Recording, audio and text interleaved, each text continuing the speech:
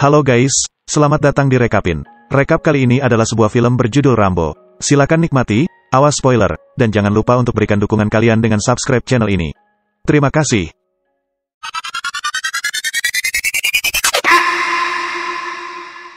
Film ini dibuka dengan seorang veteran perang Vietnam, John Rambo, yang pergi ke sebuah rumah di tepi danau untuk mencari kawan lamanya bernama Delmar Berry. Sayangnya, ketika dia sampai di sana, dia mengetahui bahwa Delmar telah meninggal lebih dari setahun yang lalu karena kanker. Dia tampaknya terpapar gas berbahaya selama perang, dan dia berjuang untuk hidup setelah dibebaskan. Dipenuhi dengan kesedihan, Rambo mengucapkan belasungkawa kepada janda prajurit tersebut dan memberinya foto Delmar bersamanya dan anggota unit mereka yang lain. Melanjutkan perjalanannya dengan berjalan kaki, Rambo memasuki sebuah kota kecil bernama Hope, mencari makanan dan mungkin hotel untuk bermalam. Namun, penampilannya, dengan rambut gondrong dan mantel bergaya militer, menarik perhatian serif kota yang waspada dan paranoid, Will Tisley. Rambo kemudian diusir ke pinggiran kota, dan serif menjelaskan bahwa itu adalah tugasnya untuk mengusir para gelandangan. Namun meskipun demikian, Rambo mengabaikan peringatan serif dan berjalan kembali ke kota lagi. Hal ini menyebabkan Will marah dan akibatnya, Rambo ditangkap dengan tuduhan menggelandang, menolak ditangkap, dan membawa pisau tersembunyi. Selama berada di kantor polisi, Rambo menolak untuk bekerja sama dengan polisi untuk mengurus dokumen. Hal ini mendorong para petugas, yang dipimpin oleh deputi kepala yang kejam, Art Galt, untuk memberikan perlakuan kasar yang memicu kilas balik penyiksaan yang dialaminya selama perang di Vietnam. Rambo diperintahkan untuk menanggalkan pakaiannya, setelah itu Art memukul punggung bagian bawah dengan tongkatnya. Kemudian, Art memerintahkan petugas lain untuk menyemprot Rambo dengan selang pemadam kebakaran untuk membersihkannya.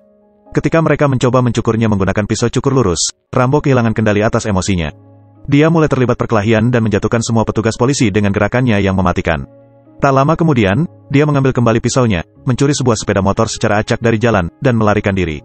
Will mengejarnya dengan mobil polisi di sepanjang jalan pegunungan menuju hutan, tetapi pengejaran berakhir ketika mobilnya terbalik. Sementara itu, Rambo meninggalkan sepeda motornya dan lari ke dalam hutan. Will, yang berhasil selamat, segera membentuk tim pencari yang dilengkapi dengan senjata otomatis, anjing, dan helikopter. Saat mendaki gunung, Rambo menemukan sepotong kanvas tua dan beberapa kawat. Dengan cerdik, dia membuat bahan-bahan ini menjadi tunik darurat untuk dirinya sendiri. Saat dia mencoba menghindari penangkapan, dia menemukan tepi tebing yang curam, jadi dia memutuskan untuk turun secara perlahan. Namun, saat dia akan melakukannya, Art melihatnya dari helikopter dan melepaskan tembakan. Hal ini membuat pahlawan kita tidak memiliki pilihan lain, jadi dia secara impulsif melompat dari tebing. Meski begitu, Rambo tidak mati karena dia terjatuh di pepohonan yang melindungi pendaratannya, tetapi tetap saja lengan kanannya terluka. Sementara Art terus menembak, Rambo berlindung di balik pohon. Segera setelah itu, ia membalas serangan Art dengan melemparkan batu ke arah helikopter, memecahkan kaca depan helikopter dan untuk sementara waktu mengganggu kendali pilot. Akibatnya, Art kehilangan keseimbangan dan jatuh hingga tewas di atas bebatuan bergerigi. Setelah kejadian tersebut, Rambo mengalami luka yang cukup parah di lengannya dan kemudian mencoba untuk menyerahkan diri, menegaskan bahwa kematian Art adalah sebuah kecelakaan dan dia tidak ingin menyakiti siapapun lagi. Namun, para petugas menanggapi dengan tembakan, memaksa Rambo untuk mundur ke dalam hutan. Beberapa saat kemudian, Will dan para deputinya menerima komunikasi melalui radio dari sesama petugas di pangkalan. Komunikasi ini mengungkapkan bahwa orang yang mereka kejar adalah John Rambo, seorang veteran Vietnam, baret hijau, dan penerima medali kehormatan Kongres. Pengungkapan ini menanamkan rasa takut pada sebagian besar deputi, tetapi Will tetap bertekad untuk membalas dendam. Dalam adegan berikutnya, Will memimpin para deputinya dalam perburuan ke dalam hutan yang terjal, tetapi timnya khawatir bahwa Rambo berpotensi membalikan peran dan mulai memburu mereka sebagai gantinya. Ketakutan mereka akhirnya menjadi kenyataan saat Rambo menaklukkan tim polisi yang kecil dan tidak terorganisir dengan menggunakan taktik gerilya yang tidak mematikan dan jebakan. Dia melukai semua deputi dengan parah, satu demi satu. Ketika Will menjadi orang terakhir yang bertahan, seorang Rambo yang sangat berkamuflase menghadangnya dengan pisau di tenggorokannya.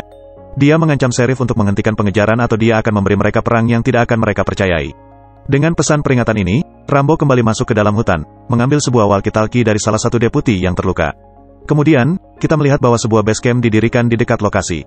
Baik patroli negara bagian dan Garda Nasional dipanggil untuk membantu Will menangkap Rambo. Salah satu petugas terlihat menyampaikan pesan kepada Rambo, yang mendengarkan dari sisi lain melalui radio yang dicurinya. Perwira tersebut menyebutkan bahwa dia telah dikepung dari semua sisi oleh pasukan mereka. Tak lama kemudian, Kolonel Pasukan Khusus Amerika Serikat, Sam Trotman, tiba di markas, memperkenalkan dirinya sebagai mentor dan mantan komandan Rambo. Dia memberitahu serif bahwa Rambo telah dilatih untuk bertahan hidup di lingkungan yang keras dan untuk menghadapi pasukan yang lebih unggul dalam pertempuran. Hasilnya, Sam merekomendasikan agar Rambo diizinkan melarikan diri ke kota berikutnya untuk meredakan situasi dan kemudian diizinkan untuk menyerah secara damai. Namun, Will, yang yakin bahwa Rambo kalah jumlah, menolak untuk mengindahkan saran tersebut. Setelah itu, Will meminta Sam untuk berbicara dengan Rambo melalui saluran radio dan mencoba meyakinkannya untuk menyerahkan diri. Namun, Rambo menolak untuk masuk. Dia malah mengutuk Will dan para deputinya atas penyiksaan yang mereka lakukan, dengan alasan bahwa mereka yang telah memulai semua ini. Setelah itu, Rambo mematikan radio. Namun tanpa sepengetahuannya, anak buah Will telah berhasil melacak posisinya di gunung pada saat itu. Sementara itu, di dalam hutan, Rambo dengan mahir berburu babi hutan untuk makan malam dan pergi ke sebuah tambang yang ditinggalkan. Di sana, dia menyalakan api unggun untuk memasak makanannya dan beristirahat untuk malam itu. Saat keesokan paginya, sebuah detasemen dari Garda Nasional mengepung pintu masuk ke tambang yang ditinggalkan, memojokkan Rambo. Mengabaikan perintah Will untuk menunggu kedatangannya, para penjaga mulai menembaki ke arah tambang.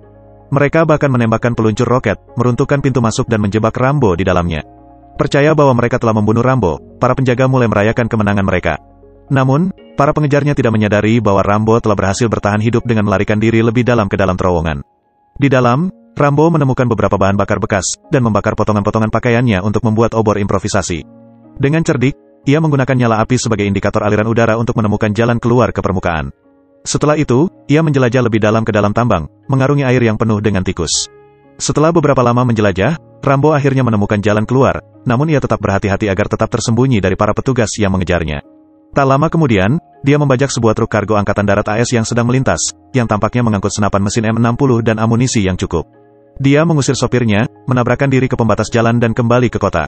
Setelah beberapa saat, sopir truk menyampaikan berita tentang kelangsungan hidup Rambo ke kantor polisi. Hal ini mengejutkan Will, dan dengan penuh kemarahan, ia memerintahkan anak buahnya untuk segera membunuh Rambo. Kemudian, Rambo terlihat oleh beberapa petugas polisi yang mulai mengejarnya dengan mobil mereka. Pada awalnya, Rambo mencoba untuk mengabaikan mereka, tetapi ketika para petugas melepaskan tembakan ke arahnya, dia marah dan menabrak mobil mereka dengan keras, yang mengakibatkan kecelakaan. Beberapa saat kemudian, Rambo bertemu dengan sekelompok polisi yang menghalangi jalannya di ujung jembatan. Namun, alih-alih memperlambat laju truknya, ia malah mempercepat laju truknya dan menerobos blokade tersebut. Dalam upaya untuk mengalihkan perhatian para petugas, Rambo meledakkan sebuah pom bensin sebelum melaju dengan senapan mesin M60. Dia kemudian melakukan penembakan di kota saat para penduduk melarikan diri. Merasakan bahaya yang semakin dekat, Will mengumumkan kepada semua warga sipil untuk mengevakuasi diri dari jalanan dan tinggal di tempat yang aman. Setelah itu, dia bersiap untuk mengejar Rambo, tetapi pada saat yang sama, dia didekati oleh Sam. Kolonel, yang memahami bahwa Sheriff tidak dapat ditandingi, mencoba meyakinkan Will untuk melepaskan Rambo sekali lagi. Namun, Will tetap tidak terpengaruh, jadi dia mempersenjatai dirinya sendiri, dan memanjat ke atap gedung, bertekad untuk mengakhiri ini untuk selamanya. Sementara itu, Rambo, dengan menggunakan pengalamannya dalam taktik gerilya, melumpuhkan sebagian besar trafo listrik di kota. Hal ini membuat sebagian kota menjadi gelap gulita. Beberapa saat kemudian, dia masuk ke sebuah toko peralatan olahraga yang terletak di dekat kantor polisi. Dia menebarkan mesiu serta amunisi di lantai dan menyulutnya, yang berfungsi sebagai pengalih perhatian. Pada satu titik, Rambo melihat Will di atap, jadi dia dengan hati-hati memasuki kantor polisi untuk menghadapinya. Mengetahui bahwa Sheriff diposisikan di atap, Rambo melesat ke bawah jendela atap dan menembak sebagai umpan. Seperti yang dia inginkan, Will segera membalas tembakannya. Rambo kemudian mencatat posisinya dan membalas tembakan melalui langit-langit, melukai Sheriff. Sebagai akibatnya, Will jatuh melalui jendela atap, jatuh ke lantai. Rambo kemudian melangkah ke arahnya, siap untuk mengakhiri hidupnya, tetapi Sam tiba tepat pada waktunya dan menghentikannya. Sam memperingatkan prajurit itu bahwa tidak ada harapan untuk melarikan diri hidup-hidup karena dia akan dibunuh kecuali dia menyerah. Untuk membujuknya, Sam mengingatkannya bahwa dia adalah orang terakhir yang selamat dari unit elitnya. Dia tidak ingin Rambo mati dengan cara seperti ini. Di tengah-tengah percakapan mereka, kantor polisi dikepung oleh polisi bersenjata, tetapi Sam memerintahkan mereka untuk menahan tembakan. Pada saat ini, Rambo membuka diri, mengungkapkan kengerian perang dan cobaan traumatisnya. Dia menceritakan penderitaan menyaksikan kematian rekan-rekannya di Vietnam, dan bagaimana dia tidak dapat memegang pekerjaan karena gangguan stres pasca trauma. Rambo juga berbicara tentang perlakuan meremehkan yang ia terima dari rekan-rekannya sesama orang Amerika ketika ia pulang ke rumah. Dia dengan sedih mengklaim bahwa dia dilupakan oleh negara meskipun telah mengorbankan banyak hal untuk mereka. Rambo tidak mengerti bagaimana di Angkatan Darat dia adalah pahlawan perang tapi di Amerika dia bahkan tidak bisa dipercaya untuk bekerja di tempat parkir. Dengan penuh emosi, dia menangis saat menceritakan kematian tragis salah satu rekannya di tangan seorang tentara anak Vietnam. Setelah menumpahkan semua rasa sakit dan emosi di depan Sam, Rambo akhirnya menyerahkan diri dan ditahan oleh pihak berwenang federal. Sementara itu, Will yang terluka dirawat oleh para medis dan dibawa ke rumah sakit dengan ambulans. Film ini berakhir saat Rambo dikawal keluar dari kantor polisi dan masuk ke dalam mobil polisi.